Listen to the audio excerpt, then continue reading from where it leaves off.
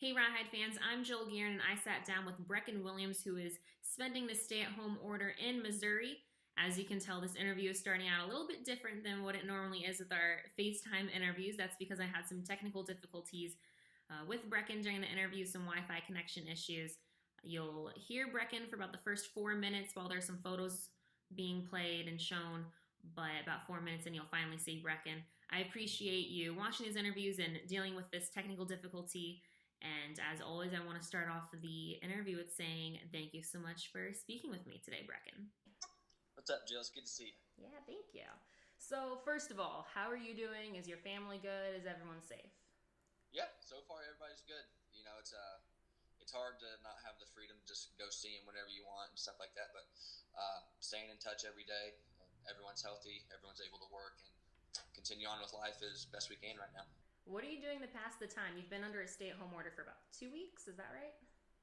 We've been going probably 3 or 4 weeks. It's been a while. Really? Yeah, Okay. it's been a while. Yeah, we were pretty quick on it because Columbia is a little bit bigger of an area in Missouri, so and we had some of the first cases. So, um, but I picked up a landscaping gig, and Nice. so Quality Cut Lawn Care is really taking care of me. They kind of let me do part-time work for them. So I work like mornings to about mid-afternoon, and then I'm able to get my training stuff at the end of the day before I come home. And so kind of just doing that every day, enjoying the weekends, and just trying to stay active. So, passing the time, you got a job. That's awesome. Yep. Um, what Lucky. about in terms of baseball-wise? Are you able to still throw it all, work out? Yeah, absolutely.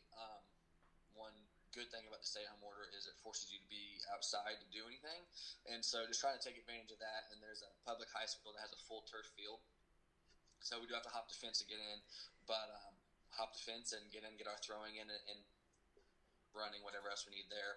And then I actually found the guy that I give lessons with out here had some barbells and some weights, and so he actually gave them to me and let me keep them in my truck. And so we actually found at the high school, it's at the football field too. It's crazy. Like after we hop the fence, obviously, and get up the weight all the way through, there's like an outdoor rack, like barbell rack, and so we're actually like able to load the weight up in there, get up and actually like get a pretty decent workout in and stuff. So it's been cold this week. It's been like 45 and stuff like that. So the outside workouts haven't been that fun. But like last week, there was like 75 and 80. So it's like it's nice to get outside and the sun and the heat. Just trying to stay active. But I haven't had any issues so far. Okay. So it's been good. I know you said you were getting ready for a season and you're trying to maintain it, but how much do you focus on strength building versus mobility, that kind of thing? At this point, like I said, I'm in season. So right now, everything just kind of maintenance. I'm trying to hold on to what I picked up this off season, and so like I said before, like, just trying to maintain what I had. Like I kind of know that feeling of where I need to be, and I kind of know like what numbers I like to hit to feel like I'm holding on to the strength that I built. And but then a lot of it goes in like mobility. I want to make sure that I'm staying flexible and mobile and like stable through my joints. And so just a good mix of everything. So I'm not just maxing out every day right now, and I'm not also just doing yoga 3 times a week and trying to be loose. Just trying to find that middle ground of okay, I'm feeling strong enough to where I can perform at my best, but then also like staying loose and keeping myself as safe from injury as I can, I guess. Got it. All right, so let's kind of do a little bit of a flashback for you. You've told me this Yeah. story before, and it's one of my favorites, and you're very well known by the Rawhide fans for sprinting from the bullpen. When did that first start? It was all college. I didn't really pitch like officially until like college. Like I did pitch, but I was not a pitcher. But once I got to college, and they kind of picked for me to be a pitcher because I couldn't hit very well. You hit 2 home runs, lefty righty. Yeah. I mean, I would hope somebody. I would hope you can do that, but I was not very good. But I thought I was. So, but it was like I think it was our second weekend. I know it was at Memphis. We were playing Memphis, and it was like my first time warming up to go into the game, and I'm like so excited. It's my first, collegiate outing, and I'm a pretty high octane guy. Like I kind of run a little bit redder than most guys, and so I'm super excited. I'm super ready to go, and they like called down the bullpen like, all right, Breckin, you're in. And I just started running fast. I have no idea really what happened or why, by the time I got to the mound, I realized that I was moving very, very fast for me anyway, and I was out of breath. And then the older guys never let me, like, they just wore me out the rest of the weekend and all week. And it was one of those things I was like, I either have to stop it now or keep it going. Like, there can't be any in between. So I was like, oh, we'll just roll with it. And then it just kind of became my thing. And here we are. Does it kind of hype you up at all? It used to. Like, it was like I looked forward to it. Like, I would run absolutely as fast as possible, and then I realized, like, there's going to be a day where I probably fall. And so I was like, I've kind of toned it down. Like, I would say I pro'd up the sprint a little bit, but it used to. I used to get real psyched up about it, but now it's just more part of my process. It's like it's the last thing I do right before I get on the mound to pitch in the game. So try and treat it as that rather than a all-out sprint, I guess. Part of your routine now. Yeah.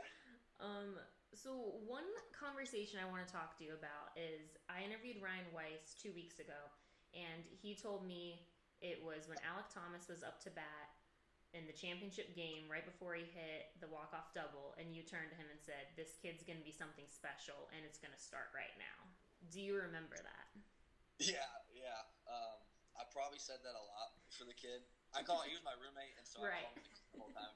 And there's like 7 years or 8 years of difference between our ages, so pretty humbling. But no, the kid just he has this like aura about him that's just like silent confidence. It's everything comes very, very easy and naturally for him. And it was one of those things where I obviously didn't have the best outing I wanted in the championship game. Things didn't go as I wanted, and so I was a little down. And the team battled back and rallied behind me, and then it was just like this aha moment, like this is where this guy takes the next step. Like, he's 18 years old. Like, it's gonna happen now, and then he's just gonna take off from there. And lo and behold, he does it. And so it's just after that, everything's a blur. Everyone's just screaming and yelling and dogpiling. So. But no, it was pretty cool. Like, I didn't call anything. Like, I just knew, like, something good was going to happen. Mm-hmm.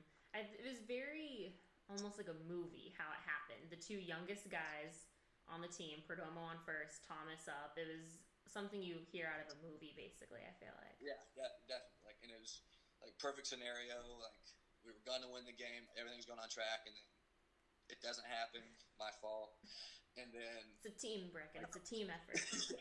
But then, like, bam, like, here we have this chance, and it's like everything's going our way, but then it wasn't. And then I don't know, just you have arguably our most talented kid in our farm up to bat, and was like, holy cow, it's actually going to happen right now. Mm-hmm. So I have to ask, because you're the one who brought it up, but you ended the season in a not so great outing. Obviously, winning the championship, that's all that matters once you hit that game. But how does that affect you in the off season? I don't want to say it affects me, like, how I train or anything like that. Like, it doesn't alter, like, what I planned on working on. Definitely makes you more excited to get back out there, because that's the last thing you remember. Like, it was good for me that I think I got 2 outs in the 8th inning, and then I came out for the 9th and had a clean inning. And so, like, that was nice to, like, finish the year on, like, a clean inning, but also, like, obviously giving up the home run that tied the championship game and a chance for us to win it wasn't exactly ideal, but it just kind of sticks with you. Like, it's always on your mind, like, whenever you're tired for a day, or, maybe you don't have the motivation that day, like, it's like, hey, we need to get this done because we don't want that to ever happen again. But, that's the game. Like, I had pitched really, really well up until that point through the playoffs. And Arias just ended up getting me. That was kind of how it went. I think every time we played, like, Elsinore, I think I faced that kid. Really? And I had fairly good success against him, so he got me in the biggest situation. Yeah. Just got to kind of tip your cap and roll with it. Mm-hmm. So, obviously, not the outing you wanted, but the team won the championship. Kind of tell the fans, because a lot of Rawhide fans haven't had a chance to win a championship like that, let alone in a walk-off situation. What is it like? Is it a blur? Just the craziness of running out on the field to tackle Alec? Yeah, like I said, like, after, like, you remember everything in the dugout, and we're all talking this and this and that, and you know where you're at when it happens. And then, when Alec first hit the ball, it was like, okay, that's a base hit. Like, okay, we're at least going to have a runner on third with no outs. And then it was like, oh gosh, he's he's going to score. Like, we're about to win. And then you can see, I remember, I think you guys posted the video on the Rawhide Twitter or something the other day, and I saw it again. Like, this brings chills back. And it really is. Like, you just go nuts. Like, everything's, black and white. Like, you just seeing faces pop in and out. Everyone's screaming and yelling, I love you, and all this crazy stuff. And then, like, you have the, like, trophy ceremony and everything. And then you get in the locker room and everything kind of settles down, and everyone's just, like, looking at each other like, that just happened. Mm-hmm.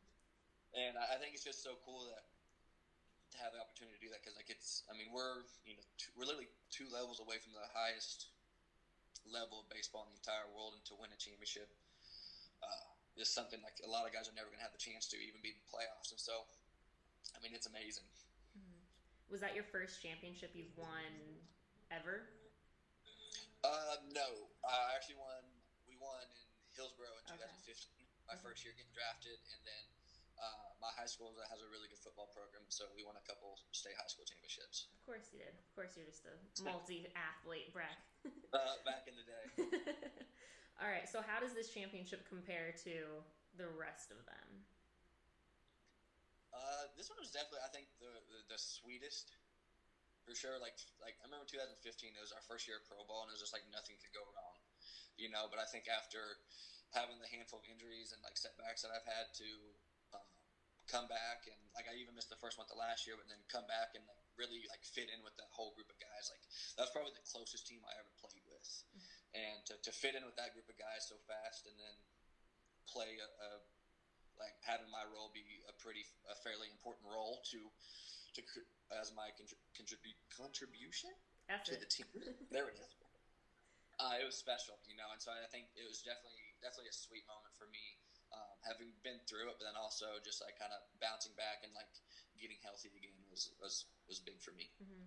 I think I interviewed you in either late May or early June, and I asked you what was special about this team, and you said everyone was selfless. It was a bunch of guys who just wanted to work together, and after you saying that, I kind of watched a few more games, and I saw how you guys interacted in the clubhouse, and I mean, if there's a team that was going to win it, it had to be you guys. You guys just meshed together so well. Do you think the selflessness? Yeah, selflessness. The selflessness, does that help you guys mesh well in the clubhouse? Do you think that's one of the most important things that needs to happen? Yeah, I think so, for sure. In this game, it's hard to be selfless as a team too, especially because everyone, like, not only are you competing against the other team, but you're competing against your teammates to move up, get to the big leagues, or whatever it may be.